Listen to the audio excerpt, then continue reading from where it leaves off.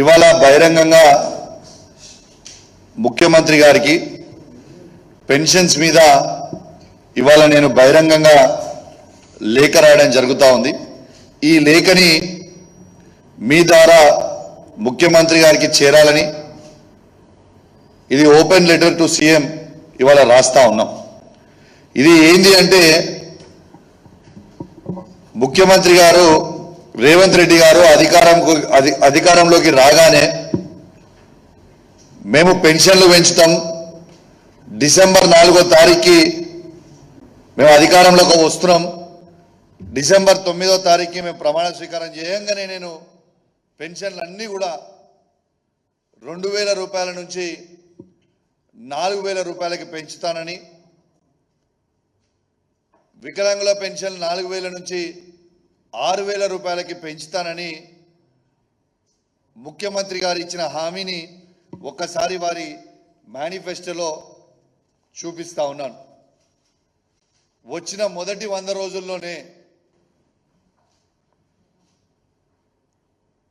December నెల నుంచే start చేస్తాం, అమలు చేస్తామని చెప్పిన ముఖ్యమంత్రి ఇవాళ ముఖ్యమంత్రి గారు ఆ విషయాన్ని ఇవాళ మర్చిపోవడం అనేది చాలా బాధాకరం అని చెప్పి సందర్భంగా తెలియజేస్తా ఉన్నాను.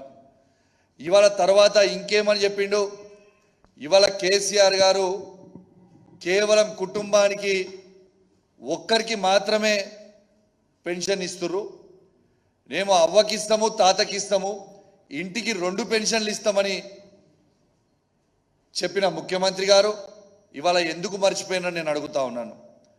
ఇవాళ ముఖ్యమంత్రి రేవంత్ రెడ్డి గారు 2000ని 4000కి చేసే దేవునికి ఎరగ కానీ ఆ ఇచ్చే 2000 కూడా ఎగగొడతా ఉన్నాడు. ఇలా వాళ్ళు వచ్చి 6 నెలలు అవుతా ఉంది. ఈ 6 నెలల్లో 3 నెలల పెన్షన్ ఎగరగొడతారని ఎవరైనా?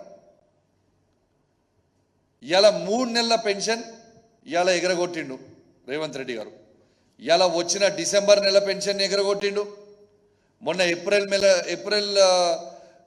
ఏప్రిల్ అండ్ మే నెల పెన్షన్ ఎగరగొట్టిండు. ఇది నిజం కాదా? అయ్యా రేవంత్ రెడ్డి గారు, ఈ పెన్షన్ల మీద ఆధారపడి ఉన్న అవ్వాతాతలని లక్షలాది మందిని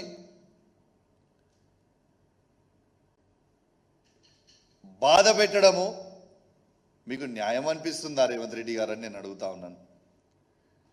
ఇలా మీరు గొప్పగా చెప్పుకుంటున్నారు, ఉద్యోగస్తులకి మేము ఫస్ట్గా జీతం వేస్తున్నామని, సంతోషం. కానీ ఇలా ఫస్ట్ తారీఖు అవ్వాతాతలకి పెన్షన్ లేకపోవడం మీకు న్యాయం అనిపిస్తుందా? ఈ పెన్షన్ల మీద బతికే తాతలు కావచ్చు, అవ్వలు కావచ్చు, వికలాంగులు కావచ్చు, ఒంటరి మహిళలు కావచ్చు, ఎయిడ్స్ పేషెంట్స్ కావచ్చు, ఫైలేరియా పేషెంట్స్ కావచ్చు, డయాలసిస్ పేషెంట్స్ కావచ్చు, బీడీ కార్మికులు కావచ్చు, చేనేత కార్మికులు కావచ్చు, గీతా కార్మికులు కావచ్చు, వీళ్ళందరూ కూడా ఈ పెన్షన్స్ మీద బతుకుతున్నారు కదా, ఈ పెన్షన్స్ మీద ఆధారపడి ఉంటారు కదా, వాళ్ళకి మీరు పెన్షన్ ఎందుకు ఇస్తలేరు అనేది ఇవాళ యావత్ తెలంగాణ ప్రజలకి మీరు జవాబు చెప్పాల్సిన అవసరం ఉన్నది. 2004 నుంచి మీకు కొన్ని ఉదాహరణలు చెప్తా. కాంగ్రెస్ ఉన్నప్పుడు ఎట్లుండే, కేసీఆర్ గారు ముఖ్యమంత్రి ఉన్న తర్వాత ఈ తాతల అవ్వల కోసం ఎంత చేసినాం అనేది ఇలా స్పష్టంగా మీడియా ద్వారా యావత్ తెలంగాణ ప్రజలందరికీ కూడా తెలిసేలాగా ఇవాళ చెప్తా అని చెప్పి సందర్భంగా తెలియజేస్తా ఉన్నాను. ఇవాళ 2004 నుంచి 2014 వరకు కాంగ్రెస్ ప్రభుత్వం అధికారంలో ఉండే. ఈ కాంగ్రెస్ పార్టీ అధికారంలో ఉన్నప్పుడు కేవలం పెన్షన్ 200 రూపాయలు మాత్రమే ఉండే. ఆ 200 రూపాయల పెన్షన్ కేవలం తెలంగాణలో వీళ్ళు ఇచ్చే పెన్షన్, తెలంగాణ ప్రాంతానికి ఆ రోజు ఇచ్చే పెన్షన్ 29,21,828 మందికి వీళ్ళు పెన్షన్ ఇచ్చేది. అంటే కేవలం వీళ్ళ బడ్జెట్ 10 సంవత్సరాల 5,558 కోట్లు మాత్రమే ఉండే. కానీ కేసీఆర్ గారు వచ్చిన తర్వాత మాటిచ్చినట్టు 2014 నుంచి 2023 వరకు కేసీఆర్ గారు ఫస్ట్ రాగానే ఈ 200 రూపాయల పెన్షన్ని 1116 రూపాయలు చేసిండ్రు.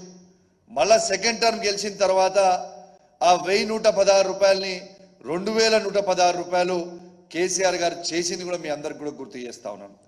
వీళ్ళ ఆనాడు కేవలం 29,21,828 మందికి మాత్రమే ఇచ్చిండ్రు.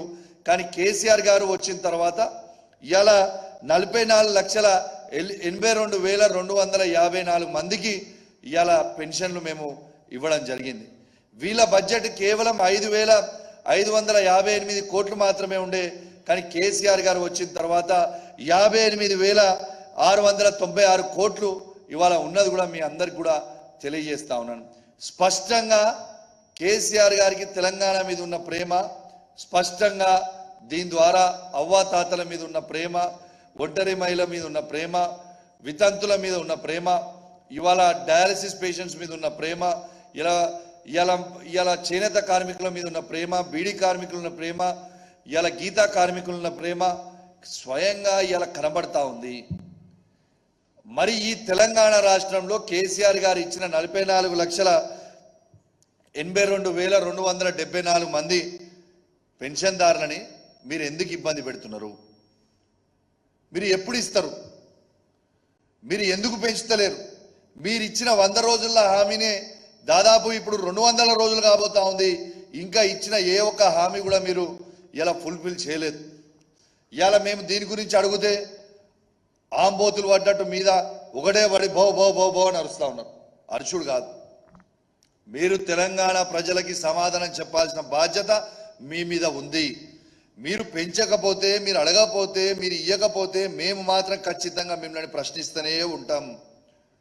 ఎందుకంటే ప్రజలు ఇవన్నీ చేస్తారని మీరు నమ్మి అధికారంలో కూర్చోబెట్టారు. కాబట్టి నేను దయచేసి ముఖ్యమంత్రి గారిని రిక్వెస్ట్ చేస్తా ఉన్నా, ఖచ్చితంగా మీరు ఇవాళ వీళ్ళకి ఇవ్వాల్సిన బకాయిలని మళ్ళీ ఒకసారి క్లారిటీగా చెప్తా ఉన్నా, డిసెంబర్ నుంచి ఈ జూన్ మంత్ వరకు వాళ్ళకి మీరు పెన్షన్లు మొత్తము 2,000 రూపాయలతో పాటు వాళ్ళకి ఇస్తా అన్న అదనపు 2,000, 4,000 బకాయిలు ఏవైతే ఉన్నాయో, ఎందుకంటే మీరు కుటుంబానికి ఇద్దరికి ఇస్తా అన్నారు కదా, ఆ ఇద్దరికి ఆ బకాయిలని మొత్తం కూడా చెల్లించాలి అని నేను డిమాండ్ చేస్తా ఉన్నా అని చెప్పి ఈ సందర్భంగా తెలియజేస్తా ఉన్నాను.